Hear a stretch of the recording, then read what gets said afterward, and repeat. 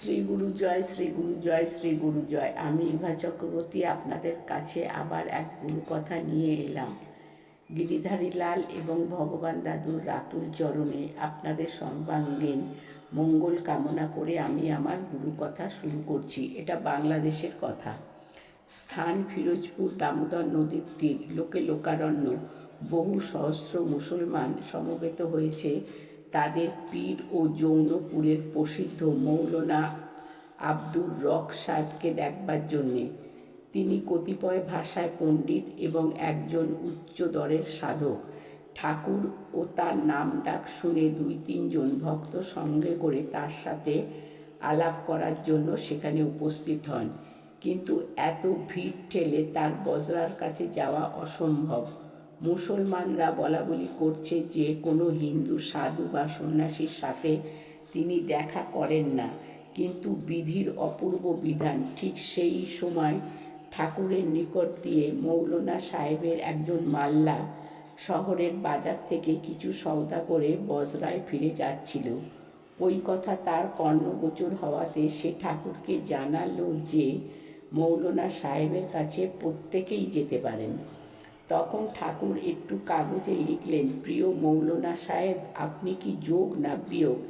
ইতি ভবদীয় ব্রহ্মচারী ঠাকুর। সেই লেখনী নিয়ে মাল্লা চলে গেলে কিছু সময় পরে দেখা গেল নৌকা থেকে সেখানে ঠাকুর দাঁড়িয়ে আছেন। সেই পর্যন্ত দুই পাশের লোক সরিয়ে দিয়ে পথ তৈরি করে কতিপয় মাল্লা ও পীর সাহেবের একজন সাঁকড়েত এসে অভিনন্দন করে ঠাকুরকে বললেন, মৌলানা সাহেব আপনাকে সেলাম জানিয়েছে। ঠাকুর তাদের সাথে বজরায় গেলে সাদর সম্ভাষণের পর মৌলানা সাহেব জানালেন, আপনার প্রশ্নের কি এখনই জবাব চাই? ঠাকুর একটু হেসে উত্তর দিলেন, এখনই উভয়ের মন ব্যস্ত, উপাসনার সময় উপস্থিত হয়েছে। মৌলানা সাহেব খুশি হয়ে বললেন যে আগামীকাল বেলা 2টোর সময় আপনার সাথে দরবার হবে। তখন এই প্রশ্নের জবাব আপনি পাবেন। তারপর দিন যথাসময়ে একখানা গীতা সঙ্গে নিয়ে ঠাকুর বজরায় উপস্থিত হলেন। দেখা গেল মৌলানা সাহেবের হাতেও একখানা ইংরেজিতে অনুবাদ করা গীতা আর কোরআন শরীফ। তারপর হেসে বললেন, আপনিও আমি যোগ।